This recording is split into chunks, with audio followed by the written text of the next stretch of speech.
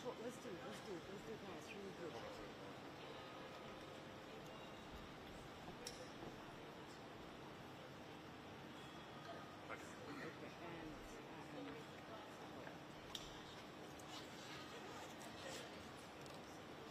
So the letter's got 6 points. The main ones, though, are what are you going to do, Keir Starmer, to... The letter's got 6 points, but the main ones are what are you going to do, Keir Starmer, to ensure...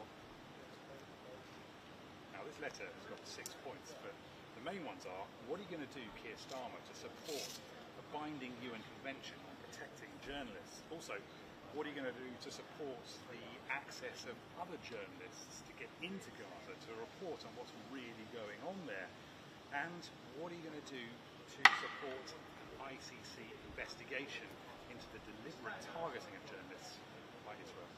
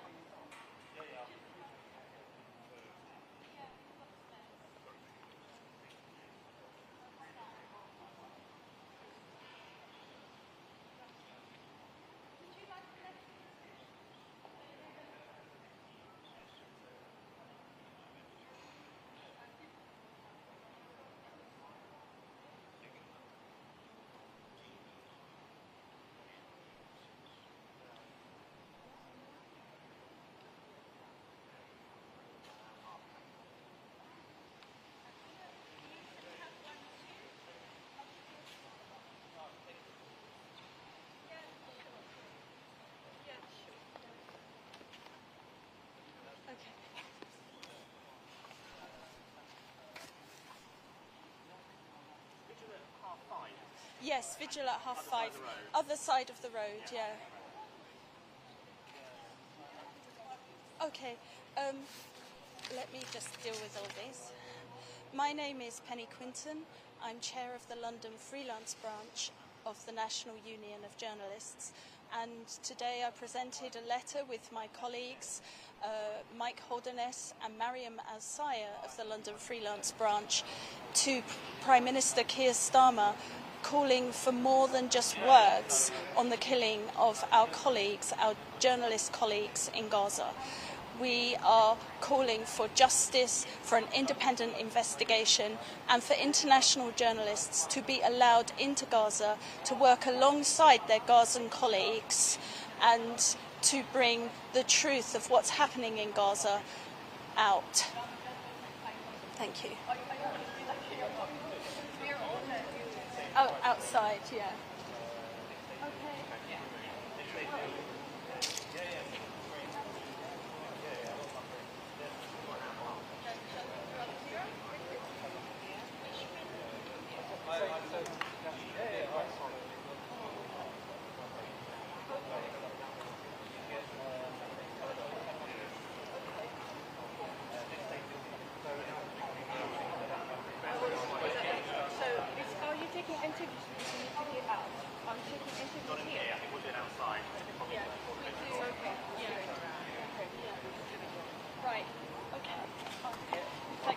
That's right. That's all good. Yeah, you've got to think about it. Yeah. Thank you. You're more welcome.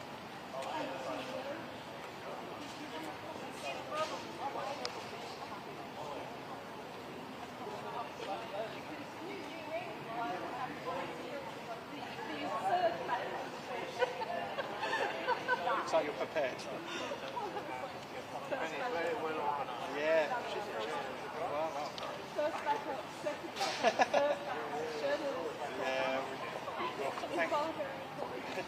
Thankfully, we're lucky. Yeah, it looks like it's kind of break, doesn't it? We need a bit of water. Yeah.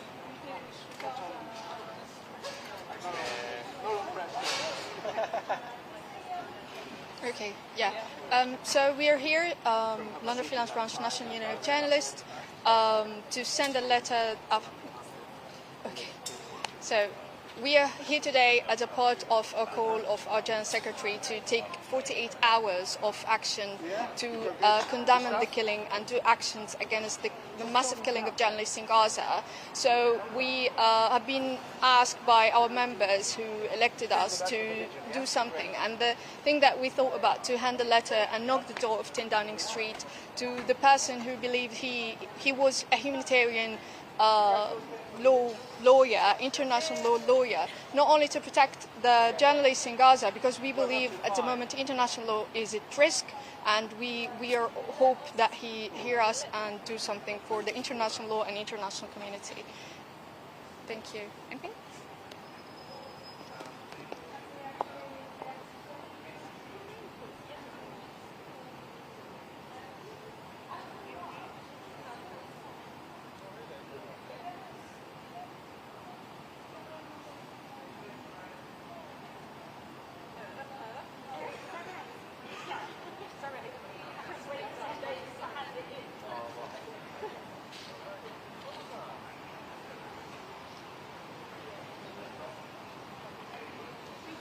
You're more than welcome.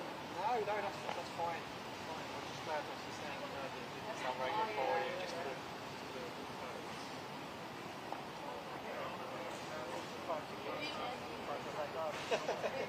the other side of the Oh, yes, yes.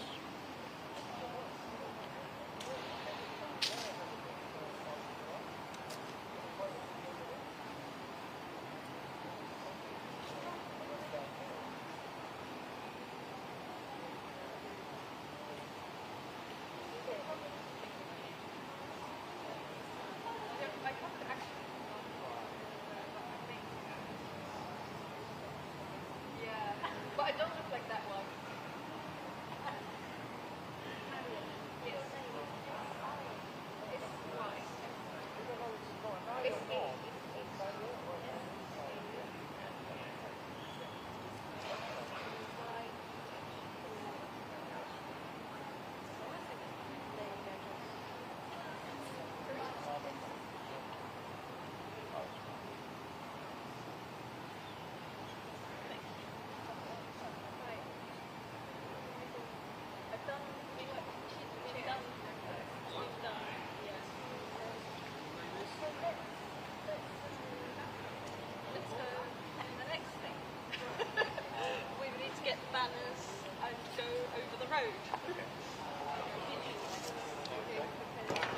Thanks very much. You're more than welcome. And, Oh, you're being Come on. interviewed.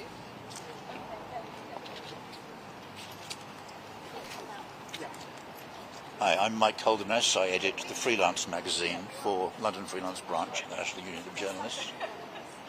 Say when? I'm Mike Holderness. I edit the Freelance magazine for London Freelance Branch of the National Union of Journalists.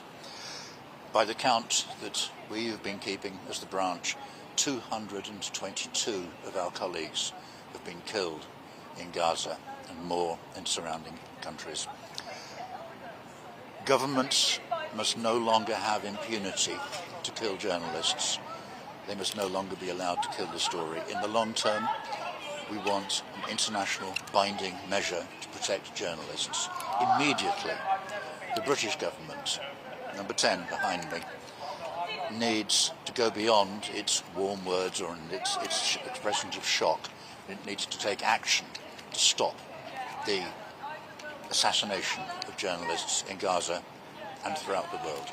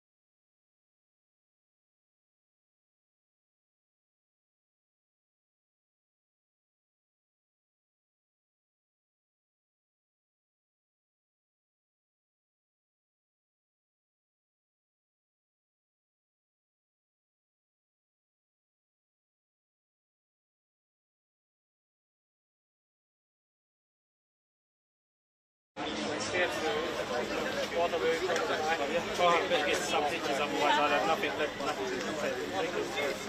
Where's the still? But it was all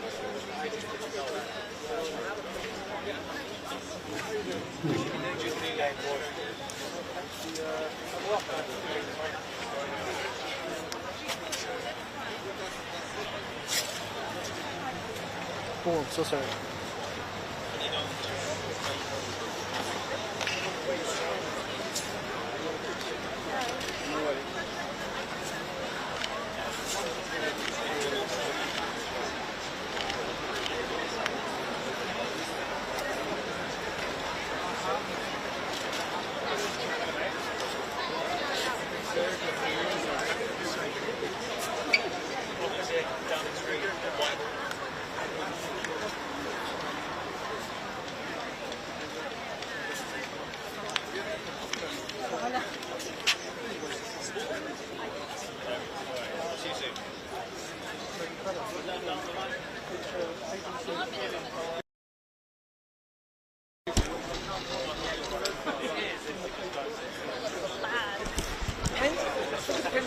Like I think all that sort of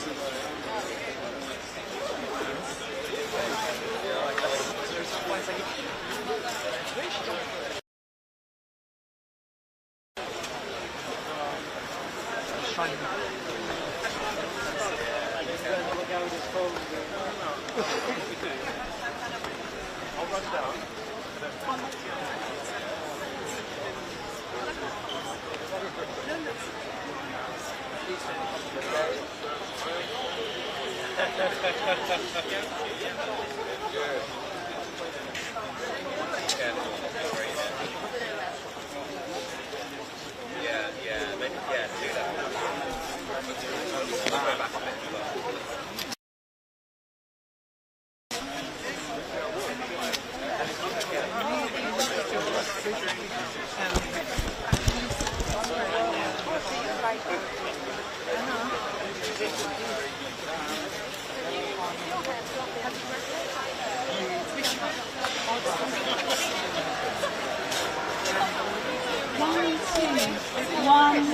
One, two. Okay. One. Welcome everybody. Shout if I'm very audible. Can I have a roar from the journalists? Yeah. Thanks everyone for coming today.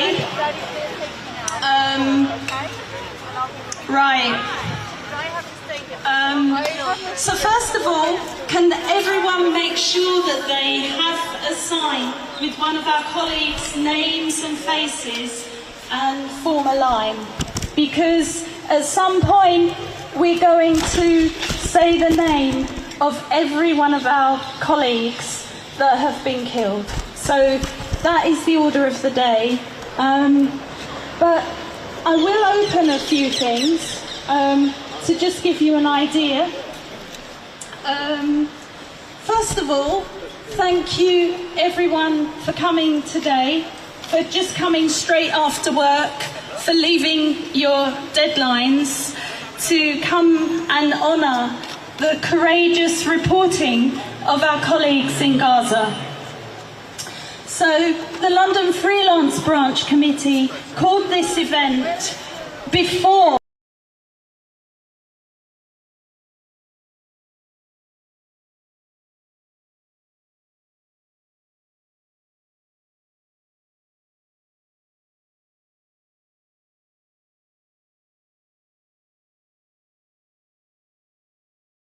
phone down as they reported live on air. The first strike on Nasser Hospital alongside rescue workers responding to the first tap. All these civilians went to work to do their duty as journalists and health workers, and this brazen war crime arrived on all of our screens. And Trump said colleagues killed on August 25th, that followed fast on Israel's assassinations on August 10th of Al Jazeera's Anas al-Sharif and colleagues. Their names and honour the courage of all the journalists murdered in this genocide. To murder a journalist covering a conflict is a war crime. We are living in an obscene and disgusting time when it has become the bomb hospitals, to slaughter and starve civilians, to torture and imprison doctors because they save lives and bring hope to the people of Gaza. In the Nasser hospital strike on August 25th, the names of the slaughtered journalists it is our duty to uphold and honour are Hassam al-Masri, who was a photographer working for the Reuters news agency, Mohammed Salama, a photojournalist working for Al Jazeera, Mariam Abu Daika, a freelance journalist working for Associated Press and Independent Arab, Moaz Abu Taha, a freelance journalist working for NBC News, Ahmed Abu Aziz, a freelance journalist working for Middle East Eye. As chair of the London freelance branch of the NUJ, I must particularly honour the courage of Mariam Abu Daika, who, as many journalists are, was also a mother, and as many mothers who are journalists often do, work as freelance. She was described in the AP press release as a freelance killed after her colleagues were named. So now I want us all to say aloud the name Mariam Abu Daika and reflect on the mighty courage that it must take to report independently in a genocide. Please take a deep breath in and let us together say her name. Mariam Abu Daika, we honour you. Thank you, everyone. Of course, we welcome the statement by the UK Foreign Secretary that civilians, healthcare workers and journalists must be protected. However, in the light of these atrocities, we need the UK government to do whatever it takes to bring about an immediate ceasefire and an end to this genocide. This further horrifying atrocity adds urgency to the questions we asked of Keir Starmer in the letter we delivered to 10 Downing Street today at 4 p.m. London Freelance Branch of the National Union of Journalists welcomed Keir Starmer's statement on the 11th of August, in which the Prime Minister said he was gravely concerned by the killing on August 10 of 6 journalists by the State of Israel, and his call for an independent investigation. Back on the 31st of July, Khan, the UN Special Rapporteur, without any evidence to back its claims, the Israeli army has repeatedly accused al-Sharif and other Palestinian journalists of being terrorists or supporters of Hamas. Her fears for al-Sharif's safety were borne out, with the Israeli army explicitly announcing that it had targeted Anas al-Sharif. London Freelance Branch represents 3,000 freelance journalists within the membership of the National Union, and we wish to reinforce the call by the NUJ General Secretary Laura Davison that the Israeli military openly admitting to these atrocities brings into sharp focus the need for international action to end this impunity. We once again reiterate our call for the UK government, who claim to be permitted to press freedom, to exert serious pressure to protect journalists, uphold international law and support an investigation by the International Criminal Court into the blatant targeting of journalists and media workers by Israeli forces. There must be immediate international action to end this obscene behaviour. So we're now going to hear Wael Dahdouh has recorded a statement for this vigil, and so I'm going to ask Mariam to come and put the statement through the PA, and we're going to listen to Wael address us in Arabic, and then Mariam is going to read the translation of Wael's statement for us so we can all understand.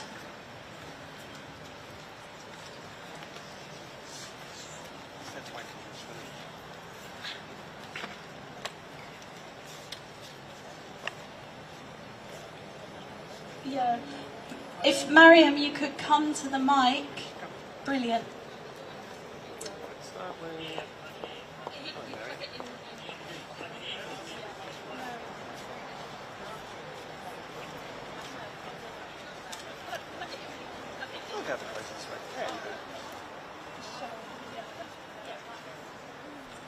Hello everyone.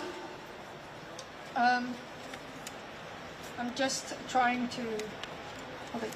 So we are honored to receive a speech from the Chief Bureau of Al Jazeera, Gaza Al Jazeera, Mr. Wael Dahdouh. It's very hard for me, it's very hard for lots of journalists because he is a simple... Mr. Wael Dahdouh is not as any journalistic academic symbol for us or a role model. Wael Dahdouh, as a professional, he buried his own son. He buried his own grandson and granddaughters. Lots of his family had been killed and targeted because of his work at Al Jazeera. So he buried them, and then he stand up, took the mic, go to life, and keep working. And that's what we called professionalism.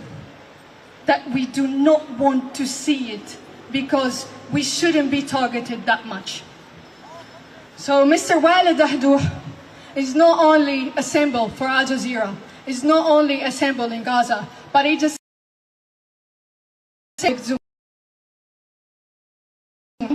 and losing your dearest, unfortunately you don't have time to grieve. You have to keep going because you have a toll in your shoulder to tell the truth. That's what happened to Mr. Wael Dahdouh. And he didn't save an effort when we asked him to honor us with. And when we hear that, he didn't mention his son.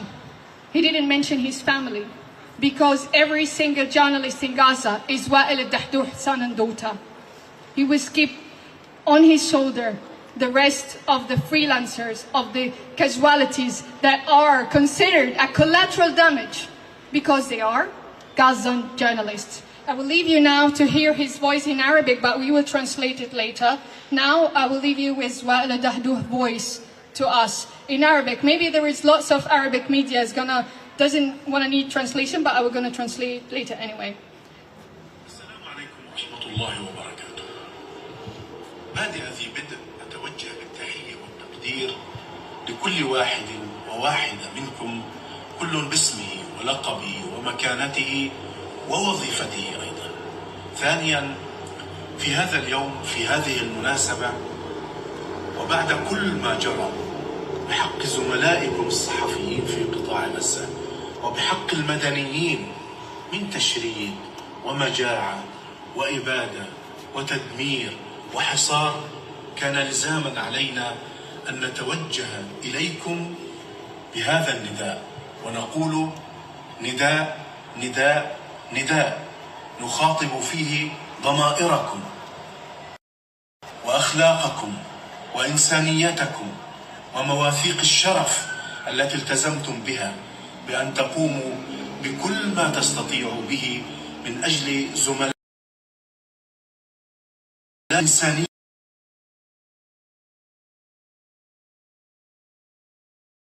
غزة، الحكومة البريطانية، رئاسة الوزراء، البرلمان البريطاني، النخب والنقابات، الزملاء الصحفيين، كل واحد منكم بإمكانه القيام بالكثير من الخطوات بالكثير من المهمات التي من شأنها مهما كانت بسيطة أن تؤدي إلى وقف أخطر مجاعة شهدها العصر وأخطر إبادة شهدتها البشرية. هذا الأمر يمليه عليكم ضميركم قبل كل شيء، أخلاقكم قبل كل شيء، إنسانيتكم قبل كل شيء، وبالتأكيد مهامكم السياسية والقانونية كل في مكانته أيضا.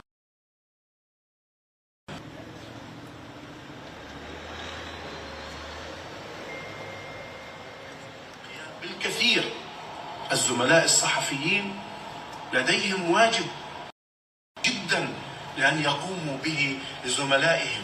أكثر من 240 من الزملاء والزميلات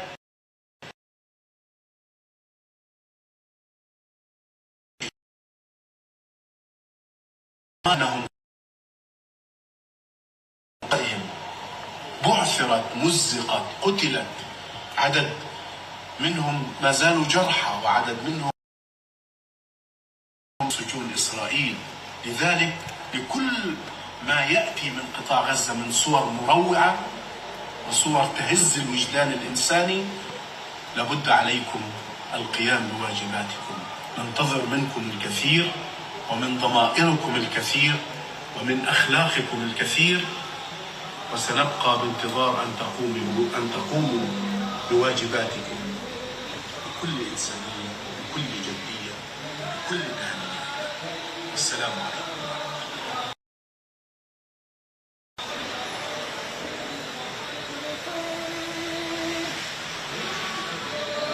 Thank you, everyone.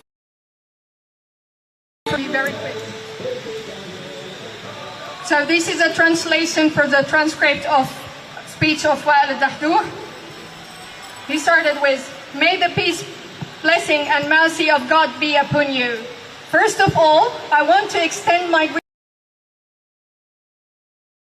greetings individually, by name, by title, by position and role. Also, secondly, on this day, on this occasion, after all that has happened to your fellow journalists in Gaza and to civilians, including displacement, famine, genocide, destruction and siege, it is mandatory to address you with this appeal and say, appeal, appeal, appeal.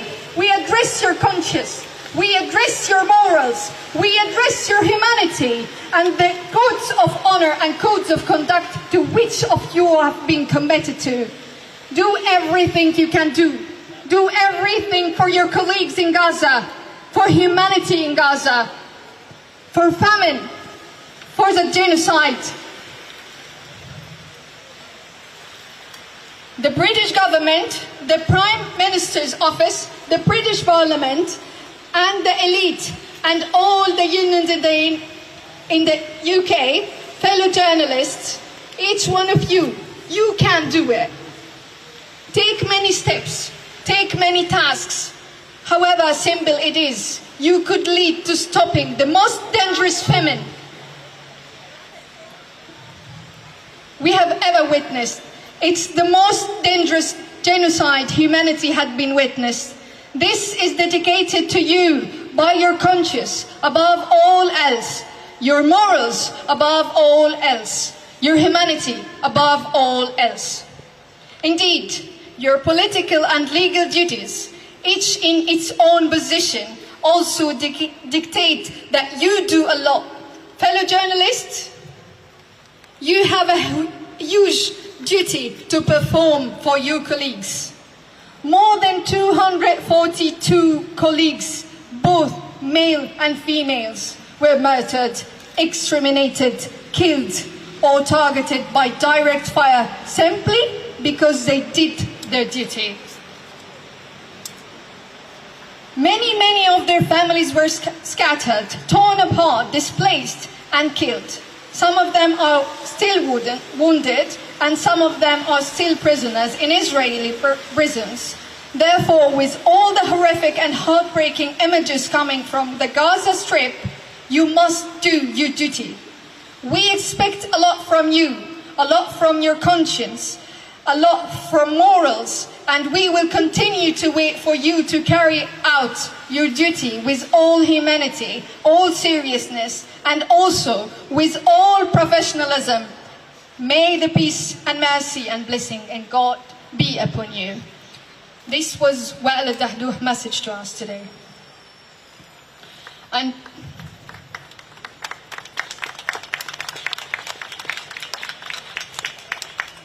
And I would like to say to Mr. Wa'al al-Dahduh and to our fellow journalists in Gaza, message has been received. And I would like to recall and quote what we always sing in our Arab ode, when we are killed. When we are killed, one of us is going to flourish thousands. الواحد منا يزهر آلافا. If you, Netanyahu, would think for once that with killing and silencing our journalists in Gaza that you're silencing them, no. Lots of thousands are coming to speak for them. And here we are, you targeted the family of Wa'al al-Dahduh, and Wa'al al-Dahduh's speech is here in front of 10 Downing Street. Words are not killed. Buried. We will gonna hold it in our shoulders. In the rain, in the bad weather, and wherever. Netanyahu will never silence us. Thank you very much.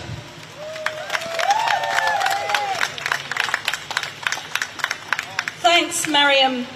We're now going to hear from Sangeeta Miska. Sangeeta, please give a warm welcome for Sangeeta. Hello everyone, it's good to see you. My name is Sangeeta Miska. I'm a broadcaster and journalist. I worked at BBC News for many years and am now probably best known for being dismissed by the commercial radio station LBC following my robust interview with an Israeli spokesperson. That was April 2024. Over a year on, we now know that an array of journalists at mainstream organisations have been dismissed, disciplined, lost income and opportunities for accurately reporting Israel's assault on Gaza. However, none of us have paid the ultimate price, losing our lives. Since 7th October 2023, Israel has killed an unprecedented number of Palestinian journalists, smeared by Israel and its supporters. Repeated by so-called prestige news outlets across TV, radio, newspapers and websites, with little or no pushback or caveat, thereby giving credence to Israeli propaganda. That includes unsubstantiated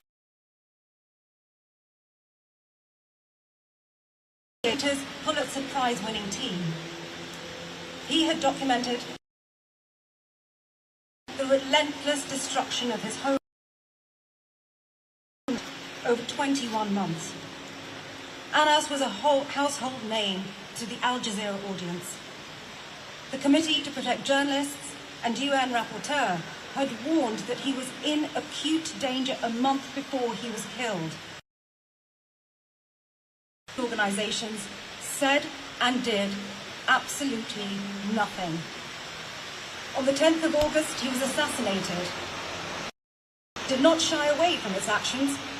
Instead, it accused Anas of being a terrorist without providing any evidence. It also failed to explain why 4 of his colleagues, wiping out an entire Al Jazeera news team in one attack. Instead, Israel continued.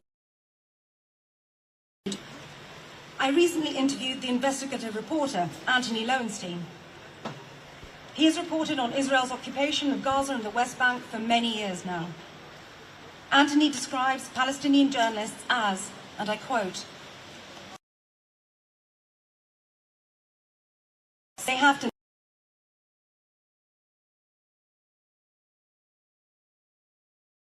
left. Then, last weekend, we saw Israel attack the Nasser hospital in Khan Yunis. They killed 20 people. As journalists and first responders rushed to do their jobs, they too were killed. All 5 national media brands Jazeera and Middle East Eye. They were freelancers: Mariam Dagger, Ahmed Abu Aziz, Moaz Abu Taha, and contractors. The method used to annihilate them was the so-called double tap strike. Foreign correspondent Secunda Kamani described a double tap as a method used by terrorist organizations, including ISIS. It should never be the preserve of democracies and self-styled moral armies. How do we know all of this? The answer, ironically, is that Israel's killing was broadcast live on an Arabic TV channel by Palestinian media workers. Back here in the UK, the next day, only 2 out of 12 national newspapers carried a front page photograph of at least one of the dead Palestinian journalists. The BBC's flagship radio news programme Today, where I once proudly worked, did not mention the killings in its headlines. The story was relegated to a footnote in a programme that is 3 hours long. I ask you, had Russia killed 5 journalists and emergency workers live on television, would the bulk of the British media have ignored or sidebarred it? The answer, I believe, is no. So what's the reason for the silence? You can draw your own conclusions. But Anthony Lowenstein puts it like this: what we are witnessing is, quote, Western racism and dehumanization toward Arab reporters who don't work for the corporate media in London or New York. I, for my part, agree with him, because we have at least 2 years' worth of evidence. Palestinian journalists are the eyes and ears of the world. Without their work, the war crimes perpetrated by Israel would have gone undocumented. That's not just an opinion. It's the conclusion of every single credible international humanitarian law specialist, former diplomat, and aid worker that I've spoken to. When Hamas broke multiple laws of war on October the 7th, international news crews were permitted to enter Israel to report it, and rightly so. Yet almost 2 years on, not a single foreign reporting team has been allowed into Gaza unaccompanied to support Palestinian colleagues who carried the burden of detailing months of death, destruction, and famine. The UK government has, thus far, done little to address repeated calls to help protect Palestinian media workers. Instead, it is left to us, the NUJ's London Freelance Chapel, to speak up for our colleagues in Gaza and wherever journalists are at risk in the world, be it at home or abroad. Be in no doubt, the death of Palestinian journalists is not just the story of individuals. It is the death of journalism. If Israel is not held to account for breaching the protections afforded to journalists in Gaza under international law, the international community is giving the green light to every country around the world that we can be killed with impunity simply for doing our jobs. Photographer Barry Zink, a freelance stringer who worked for Reuters, cut her press pass into pieces after Israel assassinated Anas al-Sharif. She said she could no longer conceive of wearing it with anything but deep shame after Reuters repeated baseless accusations leveled at him by his killers. She wrote, "I don't know what it means to honor the courage and sacrifice of journalists in Gaza, the bravest and best to ever live. But going forward, I will direct whatever contributions I have to offer with that front of mind." It is advice that many of us could take. I end with this appeal. If you are a journalist and you have not yet spoken up for Palestinian media workers in Gaza who have been targeted and killed by Israeli forces while relying on their testimony contacts, video footage and sound as the bedrock of your understanding, analysis and reporting, then the time to speak up is right now. Please do not hide behind a misunderstanding of impartiality. Look at the evidence. And if you don't or won't, then shame on you. Thank you and well done to all of you for being here today. And thank you for listening.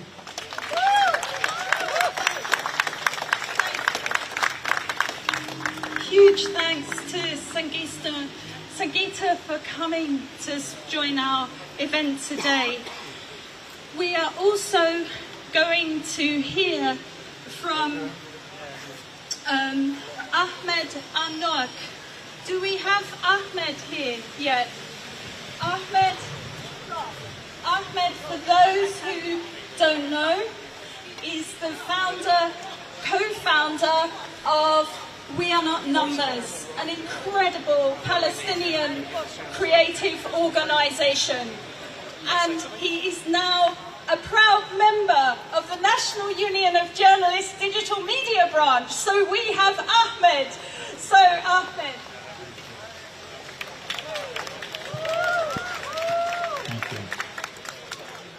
Thank you, my friends. While we are standing here in this protest in the nice, amazing street here in London, I would like you to close your eyes and imagine for a moment.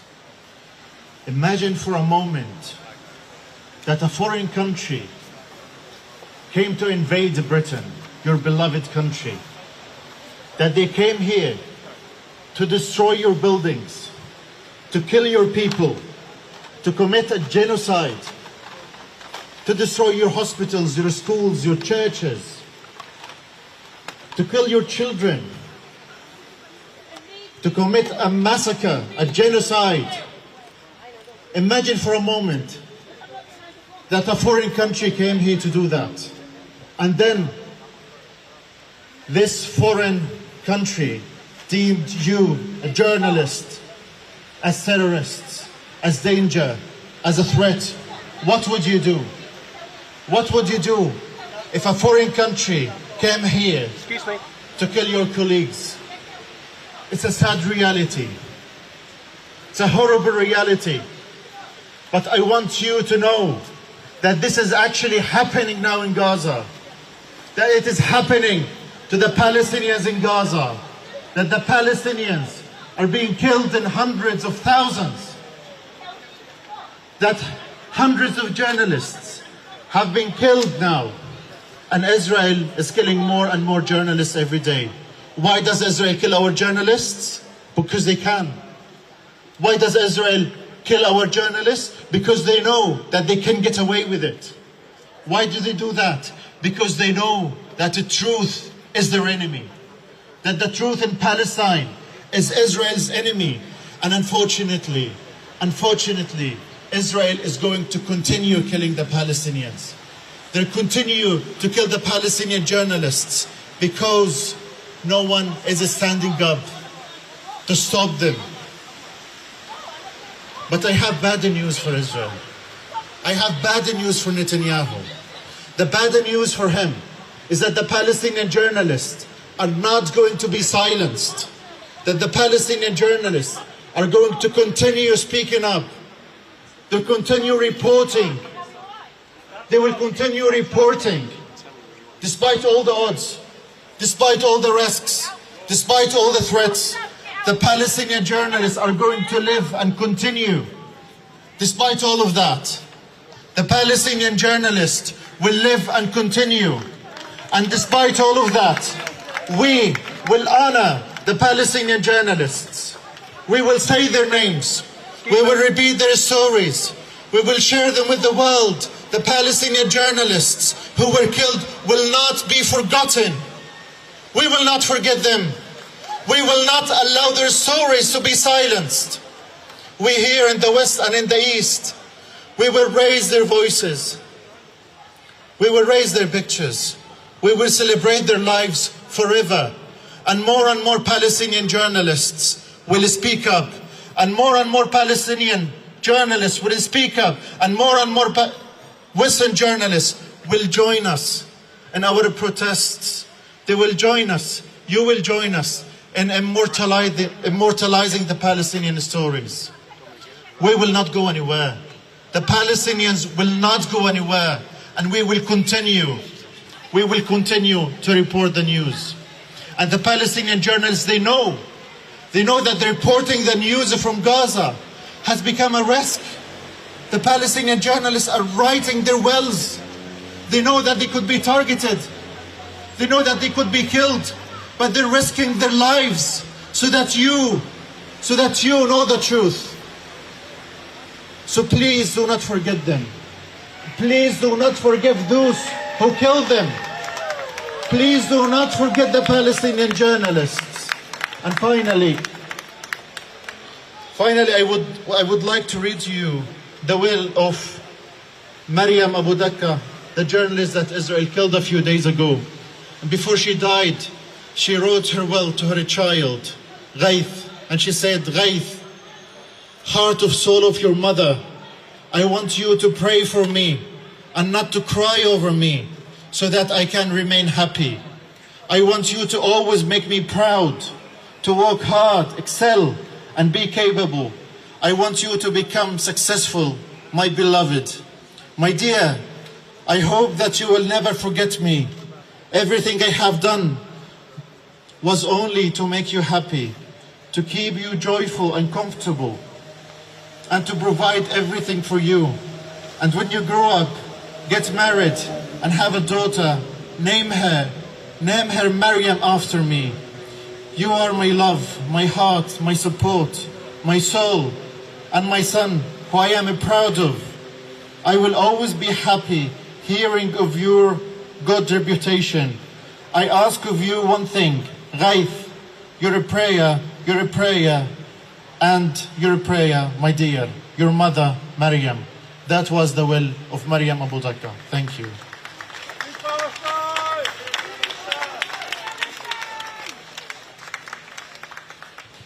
Thank you, Ahmed. Now we are going to hear from the Chair of Health Workers for Palestine, Omar Abu Manan. Friends, colleagues, sisters, brothers, media workers, health workers, we gather here today in the shadow of yet another atrocity, the bombing of Nasser Hospital only a few days ago, a place of healing, of refuge, reduced to rubble with patients, medical students and journalists amongst the dead and the killed. Those killed included in young medical students standing at the threshold of a life dedicated to service. Others were journalists doing what every democracy says it values most, telling the truth. But let us be clear, this is not an isolated incident. The bombing of Nasser Hospital is part of a systematic campaign to erase Gaza's ability to heal itself and to break the will of its people and to silence its storytellers. Hospitals have been turned into battlefields, schools into graves, newsrooms into morgues. This is not collateral damage, it is a policy. The killing of over 240 journalists, the destruction of Gaza's health system. These are not random tragedies, these are the logical consequence of decades of occupation, of siege, of apartheid. You cannot bomb 2.3 million people into silence unless you first strip them of their rights, their land and their humanity. That is the root cause, not conflict, not ancient hatreds, but settler colonialism. Maintained with British complicity, our government still sends F-35 parts to Israel. Our universities still partner with Israeli institutions directly involved in these crimes. And our Prime Minister has the audacity to talk about the rule-based international order while turning a blind eye to the most documented genocide of our lifetime. And let us be clear, Keir Starmer himself is complicit.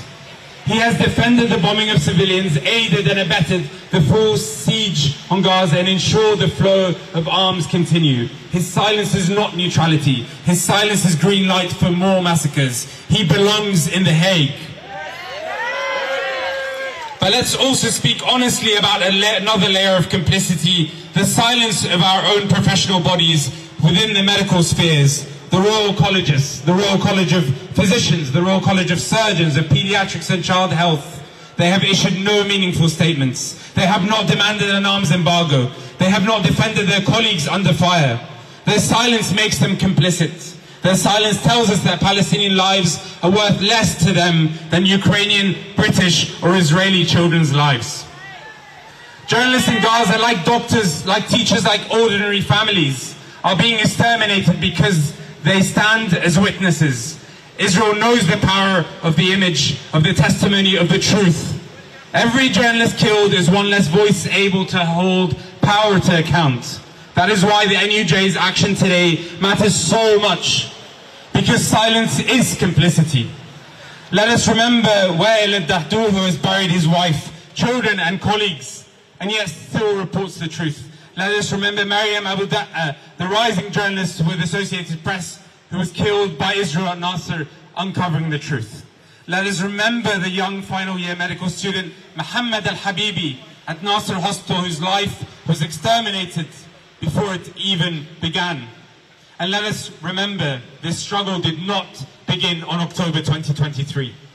It began decades ago, and it accelerated in 1948 with the Nakba, with over 700,000 Palestinians expelled. And it continues through decades of dispossession, occupation, and a long story of settler colonial violence. So today, as the NUJ has handed this letter into the Prime Minister, let us be unflinching. Britain must stop arming Israel. It must cut all economic ties with Israel. It must support international investigations. It must stop rewarding a state that murders journalists and doctors and instead stands on the side of life, justice and freedom. We honor the dead by fighting for the living. We honor Gaza's journalists by refusing their stories to be buried. And we honor humanity itself by saying we will not be silent and we will not stop until Palestine is free. Thank you.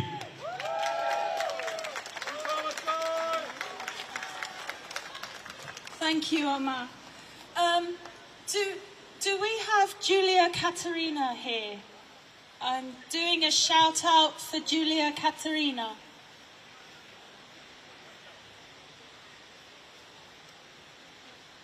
Julia, are you here? Okay, we don't have Julia Katerina.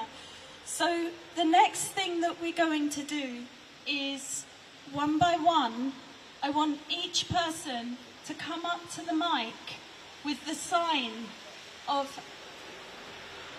with the name of one of our colleagues on the sign, and I want you to say their name into the microphone one by one. So please, I want to hear your voices and we want to honour our colleagues. Thank you.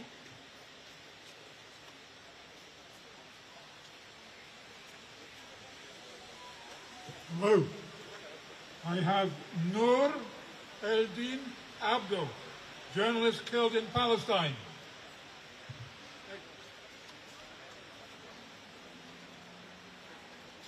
Good afternoon, everybody. For those that don't know me, my name's Ayub Khan. I'm an independent member of Parliament for Birmingham Perry Bar.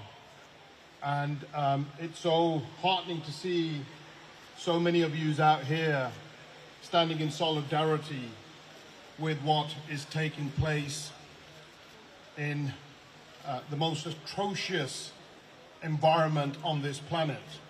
I know I'm not one of the speakers, and I hope that the organisers don't mind me saying a few words. But what we have been... Oh, forgive me. Yeah, clearly there is an issue. No, okay. But more than 240 odd journalists murdered.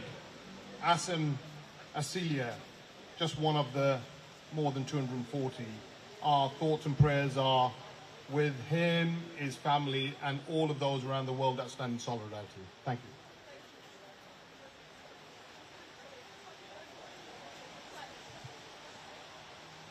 you. Hilmi Al-Fakawi, one of more than 200 journalists killed by the Israelis in Palestine. Thank you.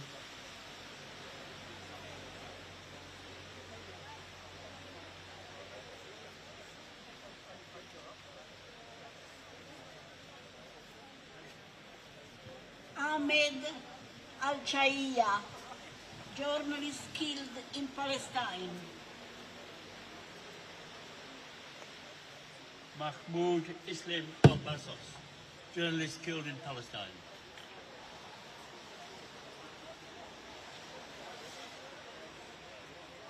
Mohammed Abdul Khalik Al-Guf, killed for doing his job.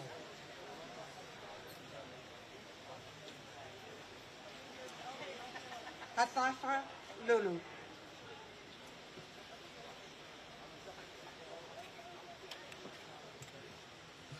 Our colleague killed in Palestine, Ahmad Jamal Madhoun.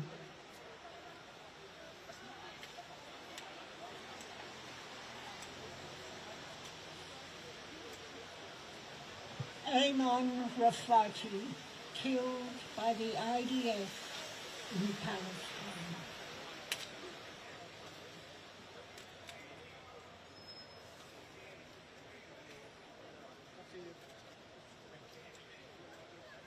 Abdul Karim O'Day, journalist killed in Palestine.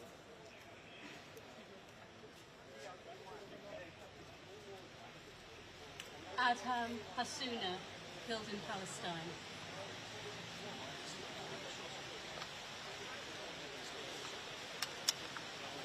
Mohammed Nafoul, journalist killed in Palestine, also one of my students.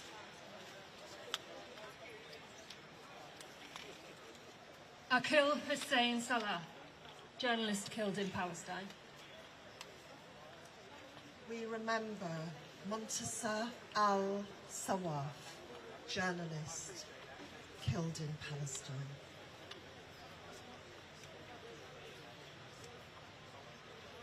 Mohammed Abu Sukhil, a journalist killed in Palestine. Mohammed Al-Haldi, another journalist killed in Palestine.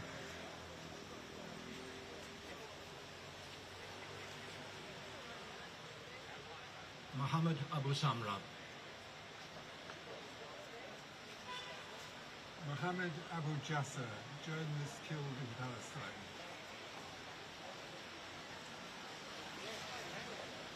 Abdel Halim Awad, one of the many hundreds of journalists murdered in Palestine. Fatuma Hassona.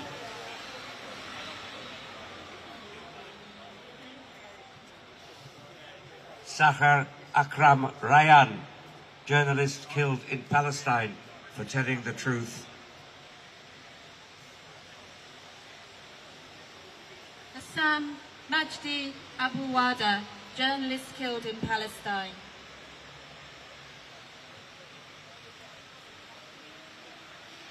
Mohammed Imad Labad, journalist murdered in Palestine.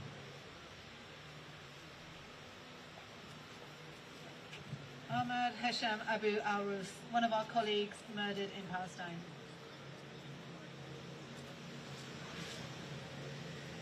Masara Salah, a journalist killed in Palestine. Auda Hafali, murdered by Israel.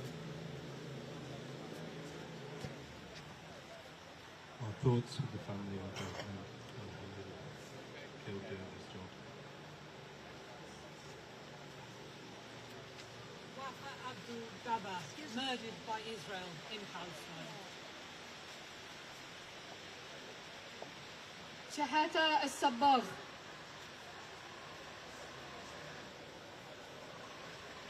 Hamza Mataja, journalist killed in Palestine.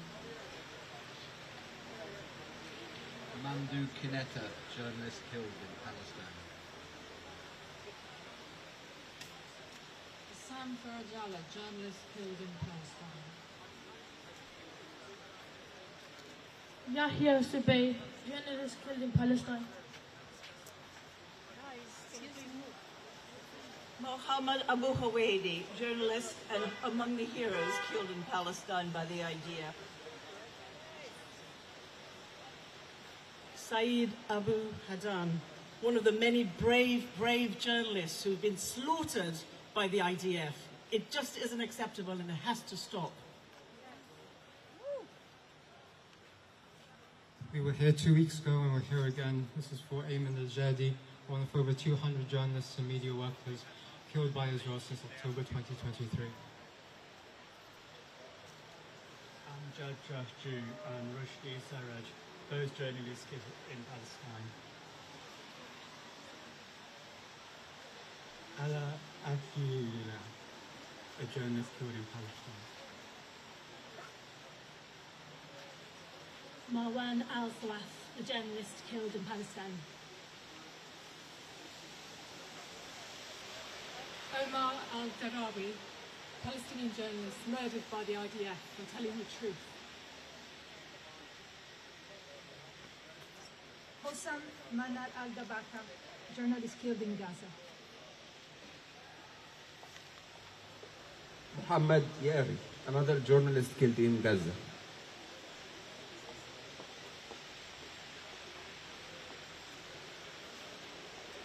Ibrahim Lafi, another journalist killed in Palestine.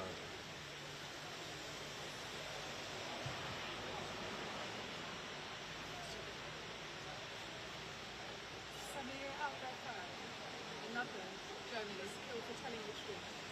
Murdered.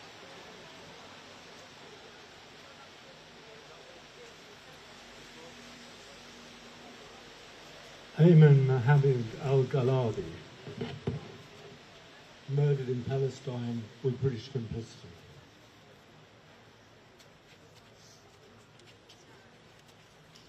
Mohammed al-Krinawi,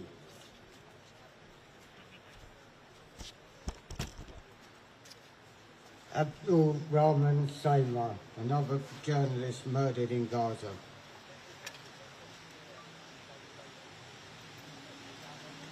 Wala al-Jabari, a journalist killed in Palestine.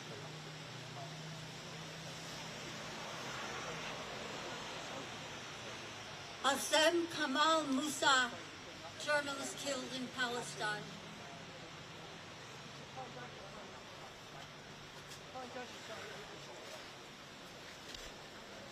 Mustafa Bakir.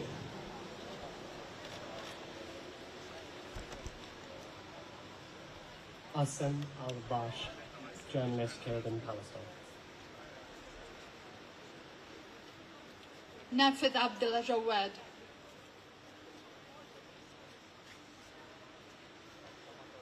Ahmed Mansour. Faisal Abdul al-Qusam, killed in Palestine.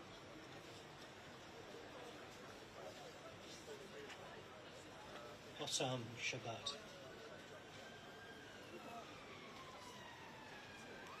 Ahmed Fatima, a journalist killed in Palestine by Israel. Abdallah Alwan, journalist killed doing a job in Palestine. Salam Mima, journalist killed in Palestine. Mossad Ashur, journalist killed in Palestine.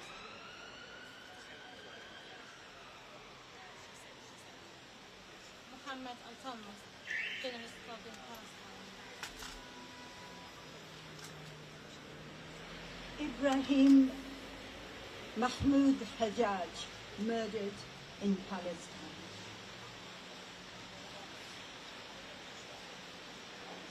Mustafa Saraya, a colleague murdered by the IDF.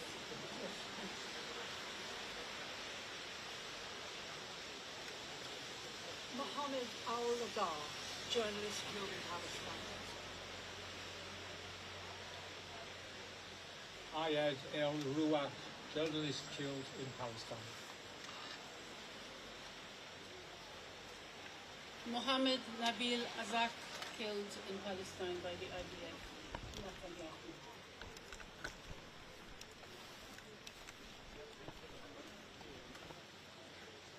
I want us to also remember Ghassan Kanafani, Najil Ali, Shireen Abu Atla, Anas al-Sharif, and Abdul Hadi Habib, all of them Palestinians, killed by the genocidal Zionist state.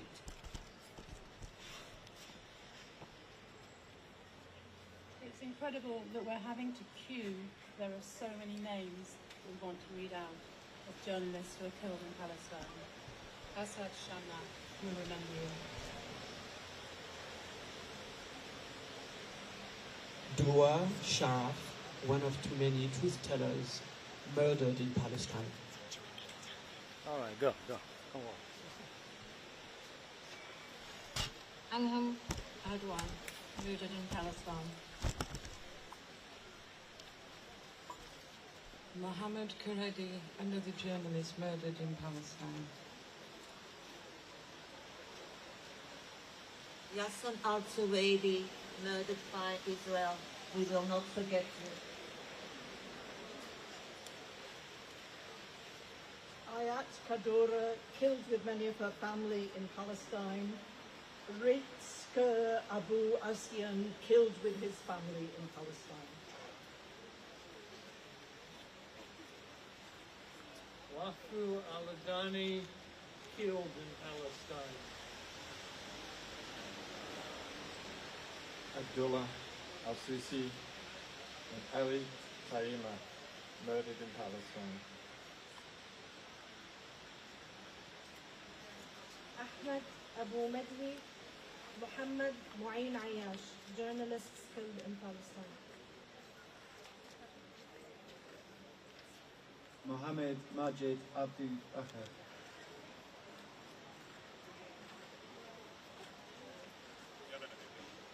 Saeed al-Halabi, journalist killed in Palestine.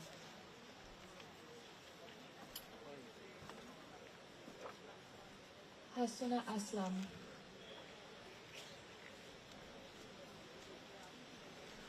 Tamim Myanmar, a journalist, killed in Palestine.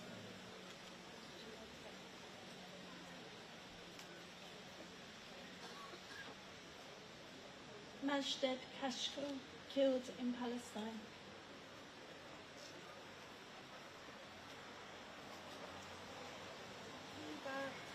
Mubarak Abdallah, killed while doing her job as a journalist in the continued slaughter in Gaza in Palestine.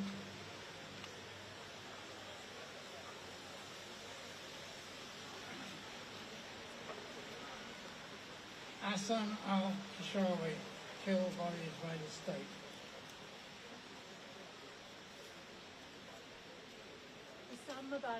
Hussam Mubarak, yet another journalist slaughtered in Palestine by the Israeli genocidal force and the UK government. Ala Ilham, a journalist killed by the IDF in Palestine.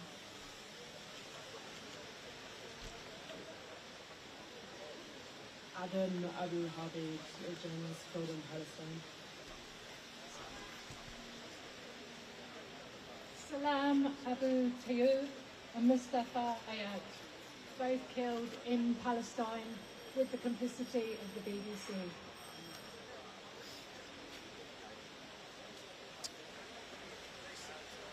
Abdullah Darwish, one of the many Palestinian truth tellers killed by one of the most sophisticated truth-hiding army. Yeah, can you lead the janaza?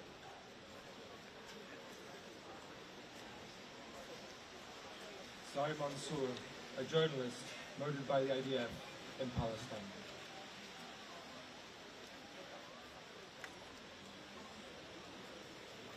Saadi Mazik, a journalist killed in Palestine.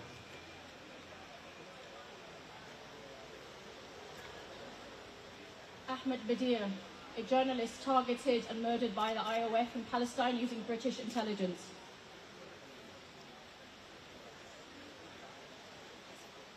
Ari Shaheen, journalist killed in Palestine.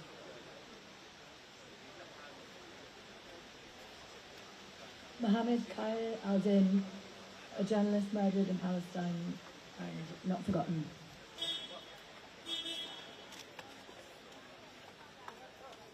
Haned Mahmoud Baroud, murdered by the IOF in Palestine.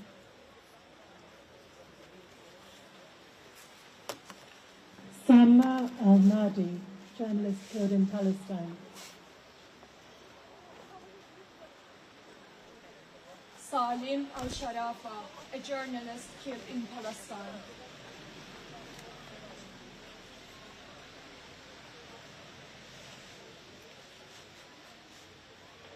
Yahya Abu Mani, a journalist killed in Palestine.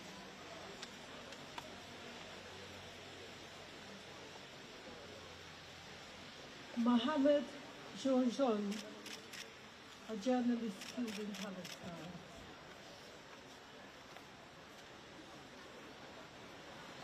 Mohammed Jamal Sobhi al-Talatini, journalist killed by the Zionist entity. Iman al-Shanti and Fadi Hassouna, killed in Palestine by the IDF for doing their job.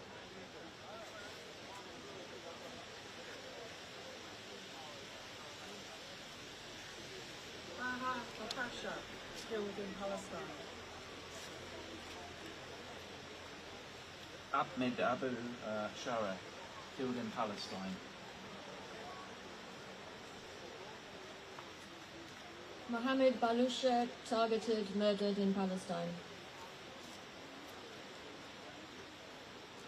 Mohammed Bassam al-Jamal, a journalist and father, murdered in Palestine. Saeed al-Tawil, truth teller, hero and journalist, killed by the Israeli occupying forces in Palestine. Imad al-Wahidi, martyred by the IDF.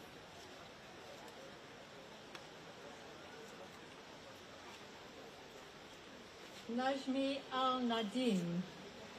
And this is the way I just want to say that the United Nations General Assembly can bypass the United Nations Security Council and their vetoes, and they can call up Resolution 377A number 5, and that will give them the right to call an international force to protect aid into Gaza, as well as to oversee the withdrawal of Israel, of the IDF. So take note, journalists, this is the way to do it.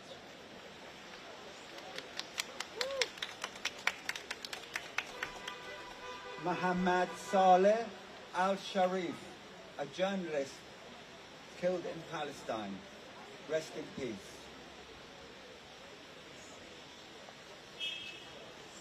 Ahmed Fattouh, a journalist killed in Palestine.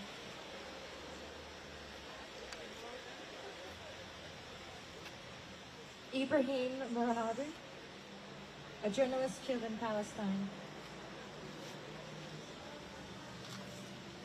Momin Abdul Aloud, journalist killed in Gaza.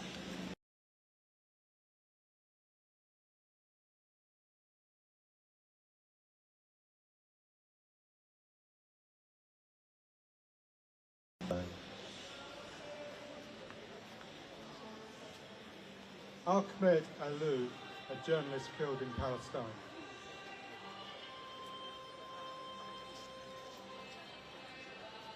Mohammed Abed Rabai and Mohammed Al-Rifi, two colleagues slaughtered in Palestine. Are you listening, Sir Keir Starmer?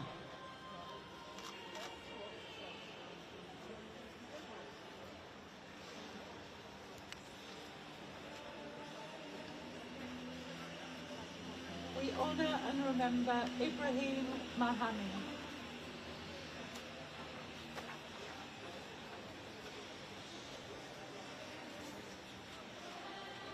Ibrahim Sahir, Al Jazeera photojournalist, murdered by Israel with the silent complicity of UK government and free press.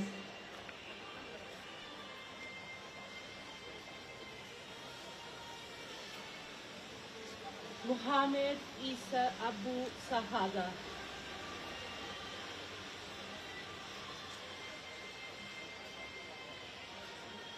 Shaima Al-Gaza.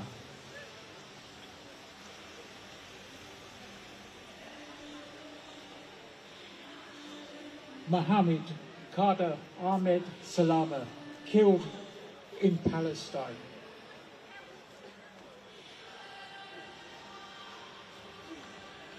Mohammed Sabah, journalist killed in Palestine.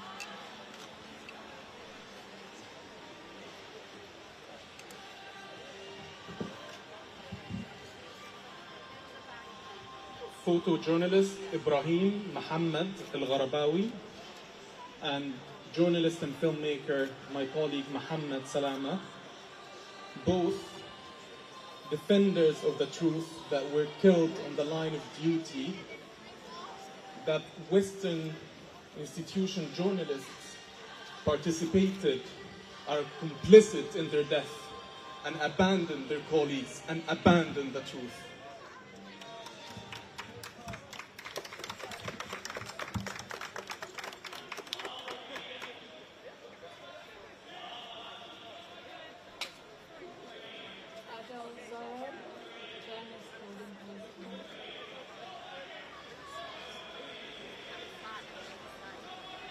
Yaqub al-Bursh, journalist killed in Palestine. UK government complicit, funded by the US.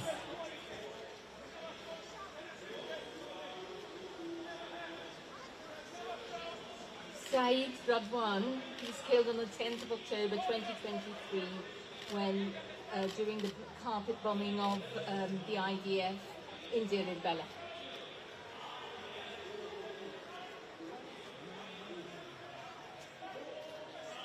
Ibrahim Zahir, journalist killed in Palestine.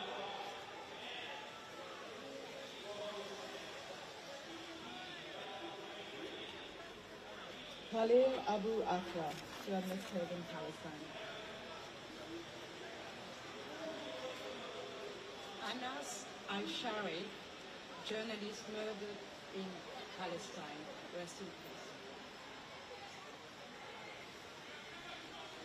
Saeed Abu Zayed, a journalist murdered in Palestine. Tamer Rafiq al-Za'anain, journalist murdered in Palestine. Muhammad al-Saidi and Hisham al-Nawaja, journalists killed in Palestine. Hamza Abu Salmiya and Muhammad Abu Sharia, killed for telling their truth in Palestine. Mohammed Ali, a journalist killed in Palestine.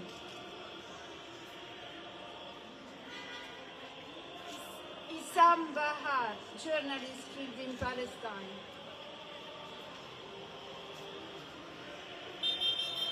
Muhammad Manhal Abu Armana, journalist killed in Palestine.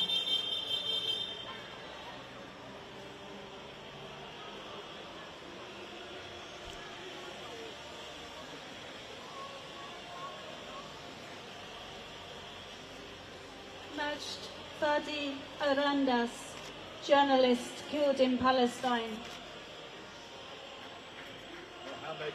Mohammed Abu Fattah, journalist killed in Palestine. Mohammed Bayari. Mohammed Bayari, journalist killed in Palestine. Jamal Afakawi, journalist killed in Palestine. Mohammed Al-Khalidi, journalist killed in Palestine. Mohammed Abu Hasira, journalist killed in Palestine. Ahmed Al-Taira, journalist killed in Palestine, arguably with the complicity of the people across the road in Downing Street. Mohammed Fayez Abu Matar, journalist killed in Palestine.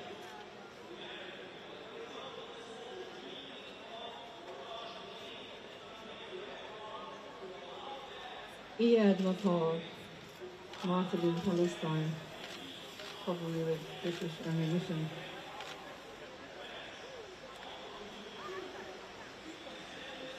Salma Makamir, a Palestinian journalist, was killed in her family home by an Israeli airstrike in Rafah on the 24th of October 2023. She died alongside her infant son, her sisters, and her parents. Please protect the truth speaker in Palestine.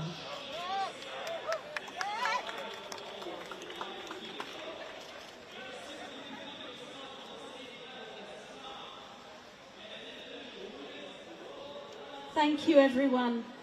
I hope we've managed to honour all of our colleagues. I want to invite Julia Katerina to the mic to lead us in the poem and song Martinini.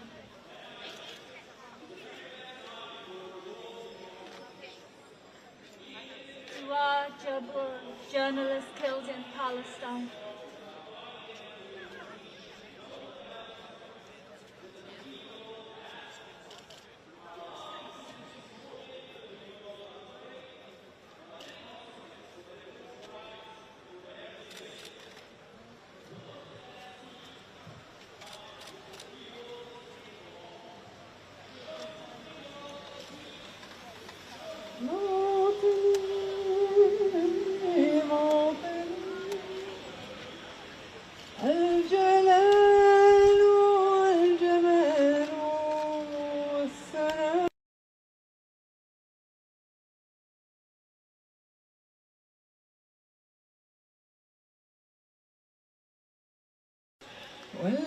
والحياة والنجاة والحناء والرجاء في هواك في هواك هل أراك هل أراك سالما نعما وهيما مكرما سالما نعما وهيما مكرما هل أراك في عيوني تبلغ السماء تبلغ السماء موطني موطني موطني موطني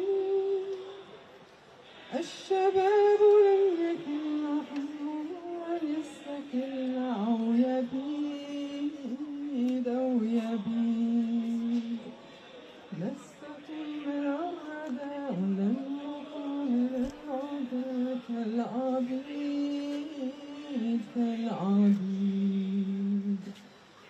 لا نريد ظلنا المعبد وعيشنا المنكدا ظلنا المعبد وعيشنا المنكدا لا نريد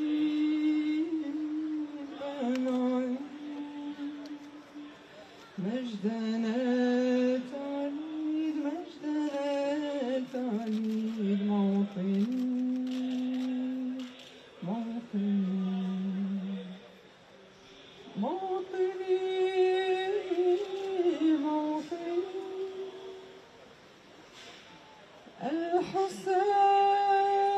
الحسام واليرام ولا الكلام والنزام رمزنا رمزنا مجدنا وعهدنا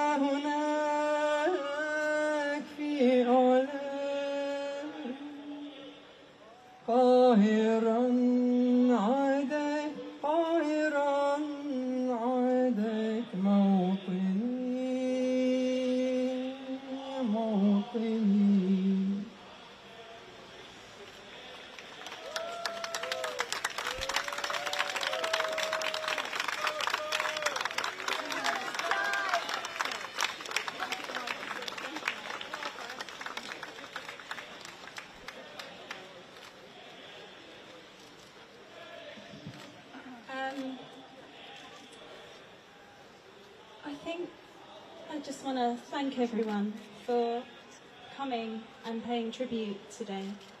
And we need to go back to our newsrooms. We need to go back to our magazines. And we need to look at our coverage. We need to tell the stories that our colleagues in Gaza are telling, and not to cast doubt on those voices when we say things as journalists, such as the Hamas-controlled government. We need to evaluate. We need to really look at that work, not cast aspersion, and respect our colleagues' work. I am hoping that we're going to have a prayer in absentia.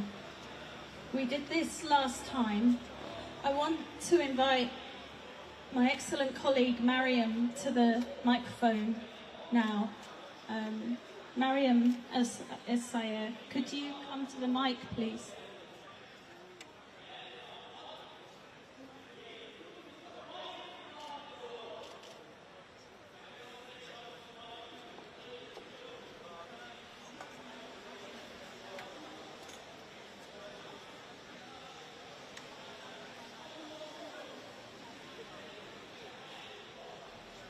Just finding someone that can lead the prayer in absentia.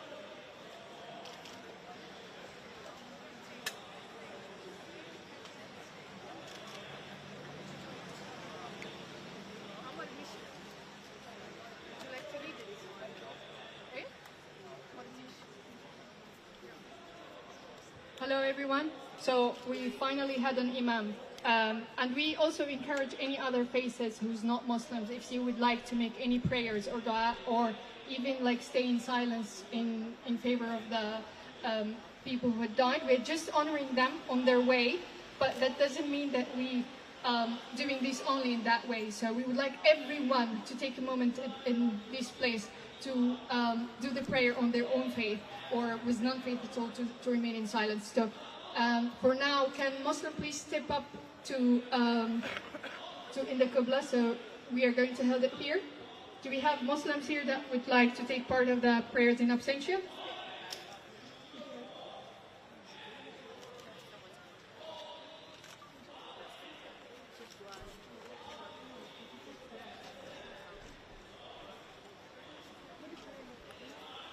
Meher is here. Meher. Any other Muslims would like to take part, or shall we start?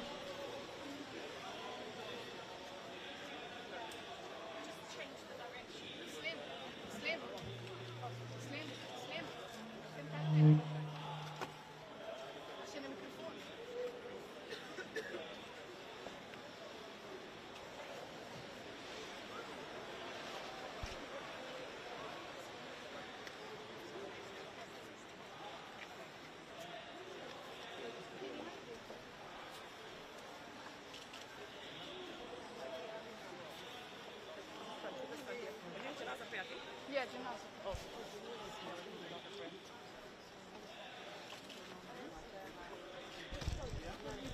so the prayers are going to be this side. If you'd like to switch the cameras.